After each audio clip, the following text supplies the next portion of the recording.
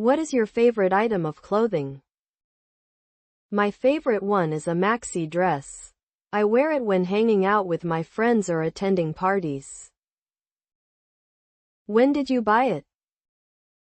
My friend gave it to me as a birthday present when I turned 21. Where did you buy it? I had no idea where my close friend bought it. What color is it? It's blue, my favorite color. Was it expensive? Yes, I guessed. Why do you like it? Well, I'm kind of short and plump, so it's hard to find a piece of clothing that fits me perfectly. But that one does. I also love the color and style. Do clothes help to build your personal brand? Yes, I agree with it to some extent. I still believe that personal brand can be built from the inside rather than the outside. However, what you wear also plays an important role in saying who you are.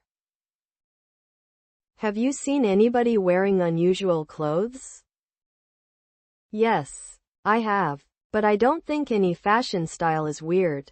I believe everybody has their own taste of fashion. How has your fashion style changed recently? I always wore formal shirt and trousers whenever hanging out years ago. But now I change into casuals like jeans and t-shirt.